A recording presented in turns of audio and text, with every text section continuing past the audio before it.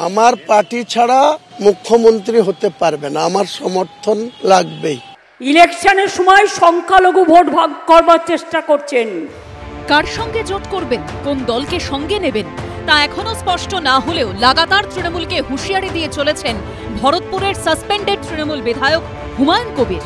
এরই মধ্যে এবার নিজেকে কিং মেকার বলে ভবিষ্যৎবাণী করলেন তিনি।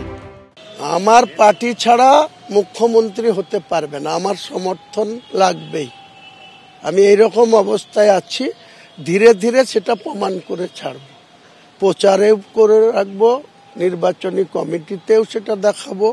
আর যাদের ক্যান্ডিডেট করব সেই ক্যান্ডিডেটের তালিকা দেখলে আপনারা বুঝতে পারবেন। হুঙ্কার কাউকে আমি দিই না, আমি করে দেখানোর লোক, করে দেখাবো। হুমায়ুন কবির যখন বাবরি মসজিদকে সামনে রেখে বারবার মুসলমান ভোটারদের উদ্দেশ্যে ইঙ্গিতপূর্ণ আবেদন করছেন, তখন কোচবিহারের সভা থেকে সংখ্যালঘু ভোট ভাঙার চেষ্টা করা হচ্ছে বলে অভিযোগ করেছেন মমতা বন্দ্যোপাধ্যায়।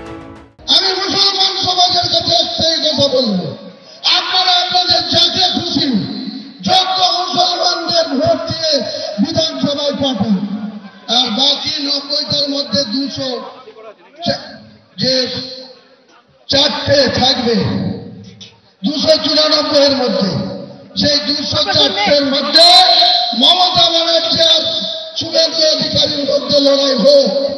তারা কে সরকার আসবে হিন্দু সমাজ সিদ্ধান্ত নেয়।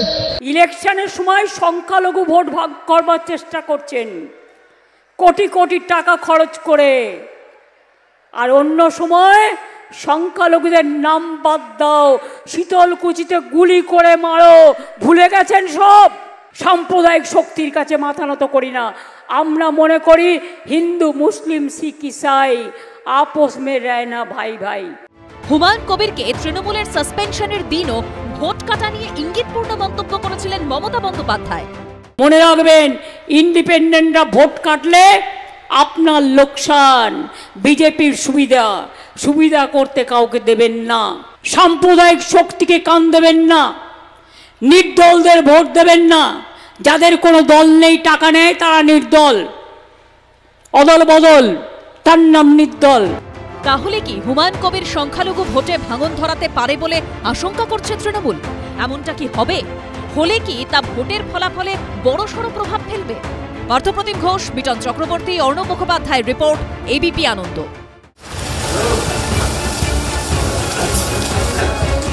কেউ হাতে গুনছেন, কেউ গুনছেন মেশিনে। 50, 100, 200, 500 টাকার নোট। এমন দাবিও করা হচ্ছে যে সাসপেন্ডেড তৃণমূল বিধায়ক হুমায়ুন কবিরের প্রস্তাবিত বাবরি মসজিদের জন্য কেউ কেউ দিয়ে গেছেন নিজের সঞ্চয়ের আস্ত ভাঁড়টাই। এখানে দেখতে পাচ্ছি অনেকেই ভান্ডার নিয়ে এসেছিলেন, সেই ভান্ডার ভাঙা হচ্ছে। খুচরো থেকে শুরু করে 10 টাকা থেকে শুরু করে 20, 50, 100 সবটাই রয়েছে। এবং এখানে দেখতে পাচ্ছি যে পরপর দুটি কারেন্সি কাউন্টিং এর যে যন্ত্র সেটা নিয়ে আসা হয়েছে। রবিবার দিন একটা টাকা গোনার মেশিনে সেটাই কিন্তু গোনা হয়েছিল এবং আজকে সেই টাকা গোনার যন্ত্র আরো বাড়ানো হয়েছে। হুমায়ুন কবির জানিয়েছেন, মঙ্গলবার দুপুর 12টা পর্যন্ত প্রস্তাবিত বাবরি মসজিদের জন্য West Bengal Islamic foundation of India নামে যে অ্যাকাউন্ট রয়েছে তাতে জমা পড়েছে 2,71,00,000 টাকা। অন্যদিকে শিলান্যাসের দিন অর্থাৎ 6ই ডিসেম্বর থেকে 7ই ডিসেম্বর সন্ধে পর্যন্ত যে টাকা নগদে জমা পড়েছে তার পরিমাণ 65,67,000। আপাতত টাকা গোনা শেষ, তবে মসজিদ তৈরির জন্য অনুদান আশা থামেনি। যেভাবে বাইরের রাষ্ট্র থেকেও টাকা দিতে চাইছে, ব্যাংকিংয়ের কিছু সিস্টেম ঠিক হচ্ছে না। কাতার, সৌদি আরব, বাংলাদেশ সবাই আমার সাথে যোগাযোগ করেছে, যেটা করতে যত টাকা লাগবে আমরা টাকা দেব, আপনি করুন। তৃণমূল দাবি করছে হুমায়ুন কবিরের পেছনে রয়েছে বিজেপি, আর বিজেপি আবার হুমায়ুন ও তৃণমূলের গটাপ গেমের অভিযোগ করছে। এই টাকা তৃণমূলের টাকা, হুমায়ুন কবিরকে তৃণমূলই তৈরি করেছে। তৃণমূলের একটা প্ল্যান বি, যে ভোট লুট করে যদি জিততে না পারি তারপরে হুমায়ুন আছে, তারপরে পশ্চিম বাংলাদেশ বানিয়ে জিতবো। শুনুন, সবাই জানে তৃণমূলের কত টাকা আর বিজেপির কত টাকা। দেখলেন তো কিছুদিন আগেই লিস্ট বেরিয়েছে কে কত ওদের ফান্ডে টাকা দিয়েছে। আমি নাইবা বললাম এটা, শ্রমিকবাবুও আশা করি জানে, তিনিও জ্ঞানের ভান্ডার, আমি তাকে অসম্মান করছি না, কিন্তু তিনিও জানেন যে বিজেপির ফান্ডে কত টাকা আছে আর কোথায় কার টাকা কোথায় যাচ্ছে। 6ই ডিসেম্বর হুমায়ুন কবিরের প্রস্তাবিত বাবরি মসজিদের শিলান্যাস অনুষ্ঠানের মঞ্চে এই দুই ব্যক্তির পরিচয় এবং কোথা থেকে তারা এসেছেন তা নিয়ে বিতর্ক তৈরি হয়েছে।